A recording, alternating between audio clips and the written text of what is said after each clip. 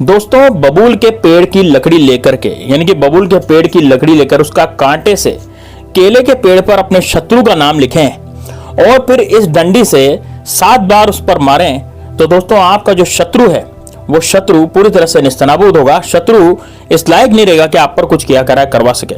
बहुत ही जबरदस्त, बहुत ही शानदार, बहुत ही सटीक और बहुत ही सरल उपाय है, लेकिन उपाय इतना सटीक है कि आप भी बोलेंगे कि वाह गुरुजी मजा आ गया, अब तो हमारे शत्रु जो है पूरी तरह से निस्तानाबूद हो गया। जो शत्रु सामने से आकर के वार कर रहा था वो शत्रु भी चुपचाप बैठ गया है, और जो शत्रु पीठ पीछे वार कर रहा था वो शत्रु भी चुपचाप बैठ गया है। तो दोस्तों किस तरह से उपाय को करना है, कैसे इस उपाय को करना, पूरा इस वीडियो में जानेंगे, इसलिए वीडियो को अंत तक लास्ट तक जरूर देखना। साथ ही में दोस्तों कमेंट बॉक्स में हर हर महादेव जरूर लिखना। यदि आप महादेव बाबा के भक्त हैं तो हर हर महादेव लिखना बनता है दोस्तों, और यदि भगवान श्री राम के सच्चे सेवक हैं तो जय श्री राम, जय बागेश्वर धाम। और जो भी इष्ट देव आपको जो भी इष्ट देव पसंद है, आपको लगता है कि मेरे इष्ट देव तो ये हैं, तो उनका नाम, उनका जयकार आप कमेंट बॉक्स में जरूर लिखें। देखिए दोस्तों अब बात करते हैं उपाय की, किस तरह से उपाय को करना है।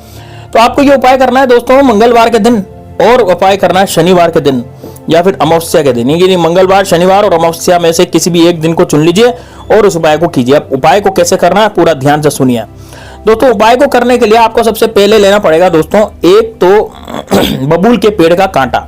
अब ये बबूल के पेड़ का कांटा कहां से लाएंगे? देखिए हमारे देश में 2 तरह के बबूल होते हैं, एक होता है देशी बबूल, एक होता है विदेशी, जिसे हम कहते हैं जूली फ्लावर। तो जूली फ्लावर में फूल आते हैं पीले रंग के, तो पीले रंग के फूल आते हैं, वो एक बबूल होता है, उसके कांटे थोड़े लंबे होते हैं। और एक आता है देशी बबूल जिसके कांटे थोड़े छोटे होते हैं, लेकिन हमें वो विदेशी वाला बबूल यानी कि जो जूली फ्लावर है जिसके कांटे लंबे होते हैं उसका एक कांटा तोड़ लेना है।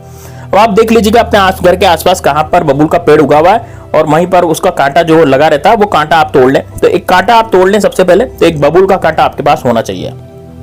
बबूल का कांटा अपने पास आ गया।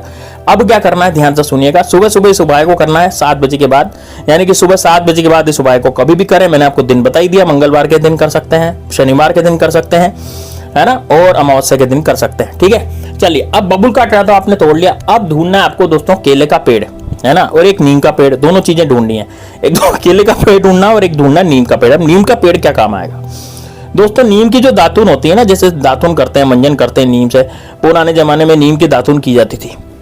तो नीम की जो दातुन पुराने जमाने में की जाती थी तो उससे मंजन करा करते थे लोग बाग, और वो नीम की दातुन जो होती है वो बहुत ज्यादा फायदेमंद होती है। लेकिन यहाँ पर तंत्र शास्त्र में भी नीम को बहुत ज्यादा उपयोगी माना गया है, क्योंकि नीम में 64 जोगिनियों का वास होता है। इस कारण से तंत्र शास्त्र में नीम का अलग ही महत्व होता है। तो आपको क्या करना है, नीम की एक दातुन तोड़ लेनी है, उसको बढ़िया साफ कर लेना है। नीम की दातुन आपके पास ले लेनी है, आपके पास रख लेनी है नीम की दातुन तोड़ करके।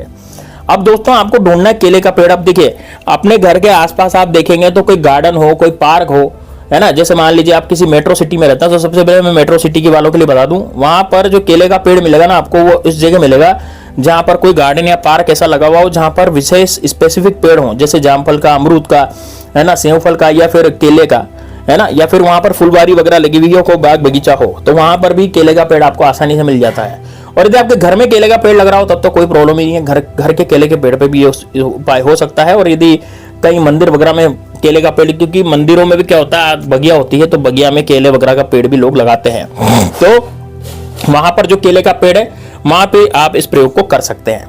ठीक है, अब करेंगे क्या, ध्यान से सुनिएगा। आपको करना क्या पड़ेगा दोस्तों, बबूल का कांटा आपको लेना है और बबूल के कांटे से केले के पेड़ पर अपने शत्रु का नाम लिखना है। ठीक है, शत्रु का नाम केले के पेड़ पर लिखना। आप चाहे तो अपने घर में केले का पेड़ लगा सकते हैं और केले के पेड़ पर आप अपने शत्रु का नाम लिख सकते हैं। किससे लिखेंगे? बबूल के कांटे से। बड़े ध्यान से सुनिएगा इसको। अब बबूल के कांटे से नाम लिखने का मतलब क्या है? बबूल के कांटे से गड़ा गड़ा करके केले के पेड़ पर नाम लिखा जाता है, और नाम हमेशा लिखा रहेगा, आपको हमेशा लिखा मिलेगा नाम। ऐसे नहीं कि वो बदल जाएगा, चेंज हो जाएगा, ऐसा नहीं है, वो हमेशा लिखा मिलेगा उस पर। ठीक है, तो गोद गोद करके, जैसे गोदते ना वैसे वैसे गोद गोद करके नाम लिखना। कई लोग पूछेंगे गुरुजी नाम कैसे लिखेंगे? पेड़ थोड़ी पेन से तो शाही चलती है, तो शाही से नाम उकरता है, लेकिन ये तो बबूल का कांटा है, कांटे में शाही थोड़ी है, तो फिर नाम कैसे? देखिए नाम को आपको कुरेदना पड़ेगा ना, तब जाकर के नाम वहां पर दिखेगा। ठीक है, तो भाई बबूल के कांटे से केले के पेड़ पर नाम कुरेदें शत्रु का। अब मान लीजिए आपके एक ही शत्रु है, आप उस शत्रु को जानते हैं, उस शत्रु के आप बैंड बजाना चाहते हैं, पूरी 12 बजाना चाहते हैं, तो वो शत्रु का नाम आप लिख सकते हैं। लेकिन यदि आपको लगता है कि नहीं यार मेरे तो एक से ज्यादा शत्रु हैं और मेरे गुप्त शत्रु पीछे पड़े हुए हैं, है ना, मेरी जिंदगी में तो बहुत चारों तरफ से शत्रुओं ने मुझे घेर रखा है, तो भाई यदि आपको चारों तरफ से शत्रुओं ने घेर रखा है तब तो फिर आपको क्या करना पड़ेगा, आपको वहां पर शत्रु लिखना पड़ेगा उस बबूल के कांटे से, है ना। तो केले के पेड़ पर बबूल के कांटे से आप क्या लिखेंगे? शत्रु लिख देंगे।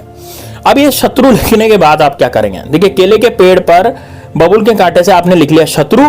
अब ये शत्रु लिखने के बाद आपको क्या करना पड़ेगा, जो नीम की दातून है, जो नीम के दातून है, अब रोजाना 7 दिन तक, रोजाना 7 दिन तक उस नीम की दातून से उस पेड़ पर जिस पर आपने नाम लिखा था उस पर डंडे मारने 7 बार। ठीक है, 7 दिन तक 7 बार। और 7 दिन के बाद फिर 21 दिन तक, जैसे मान लो, समझ लीजिए आप कि जैसे मान लीजिए आपने आज से डंडे मारना शुरू करा, 7 डंडे रोज मारने शाम के समय, है ना। वो जो केले का पेड़ है ना, उस पर जिस पर नाम लिखा था उस नाम पर डंडे पड़ने चाहिए नीम के दातून के। तो नीम के दातून के डंडे पड़ने चाहिए, और कितनी बार पड़ने चाहिए, 7 बार पड़ने चाहिए, है ना। नीम के दातून से किस पर, केले के पेड़ पर जिस पर आपने नाम लिखा था उस पर 7 बार डंडे मारे।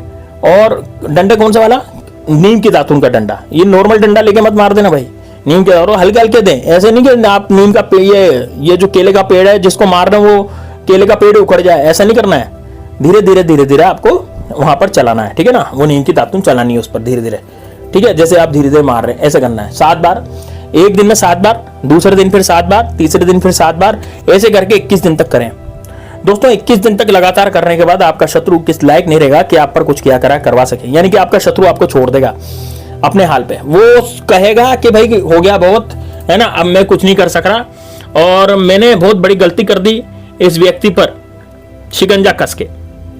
वो अपने आप में ही पछताएगा, अपने आप में पछतावा महसूस करेगा, और उसकी जिंदगी में अब कभी भी आपसे बिल्कुल भी वो कुछ भी नहीं करने की कोशिश करेगा। यानी कि ये मान लीजिए कि आपका विचार ही छोड़ देगा कि ये व्यक्ति मेरा शत्रु है, आपसे जलना छोड़ देगा। मान लीजिए आपका कोई पड़ोसी है और पड़ोसी आपसे जलता है, तो पड़ोसी भी आपसे जलना छोड़ देगा। पड़ोसी का नाम लेकर के यदि आप ये वाला प्रयोग करेंगे तो पड़ोसी बिल्कुल आपका नाम लेना छोड़ देगा, आपसे जलना छोड़ देगा, आपको आपकी बुराई करना छोड़ देगा, पड़ोसी कुछ भी नहीं कहेगा आपसे। इस तरह का है दोस्तों ये प्रयोग। यह प्रयोग इतना जबरदस्त है कि एक बार जिसने ये प्रयोग कर लिया तो दोस्तों उसकी जिंदगी में कभी भी कोई प्रॉब्लम, कोई परेशानी नहीं रहेगी। तो दोस्तों यह बड़ा जबरदस्त प्रयोग है, इसको जरूर कीजिएगा। एक बार इस प्रयोग का आप कर लेंगे तो आपकी जिंदगी में से जो भी शत्रु आपको परेशान कर रहे थे, जो भी शत्रु आपको धमकियां दे रहे थे, गिदड़ भक्तियां दे रहे थे, क्योंकि आजकल कलयुग का समय चल रहा है। कलयुग में दोस्तों हमारे मित्र कम है और शत्रु सबसे ज्यादा है। शत्रु हमारे बढ़ते चले जा रहे हैं, मित्र हमारे घटते चले जा रहे हैं। आजकल कलयुग में ये हो रहा है, और मित्र भी शत्रु बन रहा है, भाई भी शत्रु बन रहा है, बहन भी शत्रु बन रही है, सब शत्रु बन रहे हैं, क्योंकि सब पैसे के पीछे भाग रहे हैं। सबको पैसा चाहिए, सबको सुख ऐशो आराम चाहिए, मेहनत कोई नहीं करना चाहता, सबको डायरेक्ट पैसा चाहिए, क्योंकि दोस्तों कलयुग का माइंडसेट अब कलयुग में से होता है। तो यदि आप भी कलयुग की चपेट में आ गए, आपको लगता है कि यार मेरे भी चारों तरफ से शत्रुओं ने मुझे घेर लिया, तो ये वाला प्रयोग जरूर करें। कॉपी पेन लिख के या डायरी लिख के किसको लिख लीजिए दोस्तों। इस प्रयोग को ज्यादा से ज्यादा शेयर कीजिए, जितना ज्यादा शेयर करेंगे आपको उतने ही ज्यादा प्रबल सिद्ध होंगे। क्योंकि शेयर करने से क्या होता है दोस्तों, जब आप ज्ञान को दूसरे के पास पहुंचाते हैं तो वो आपको दुआएं देता है, जिससे आपका ज्ञान प्रबल होता है और आपका बुद्धि और स्वास्थ्य भी बढ़ता है। इसलिए दोस्तों आज को शेयर जरूर कीजिएगा दोस्तों के साथ, अपने परिवार के रिश्तेदारों के साथ, जो भी आपके हितैषी है उसके साथ, ताकि वो भी इस वीडियो को देखें और वो भी अपने शत्रुओं से पार पा जाए। क्योंकि दोस्तों आजकल शत्रु की तादाद इतनी बढ़ रही है कि आप पूछिए मत, मतलब हर व्यक्ति एक दूसरे का शत्रु बना बैठा है। दोस्तों उपाय जरूर कीजिएगा। मिलते हैं नेक्स्ट वीडियो में, तब तक के लिए जय श्री राम, जय बागेश्वर धाम सरकार, हर हर महादेव।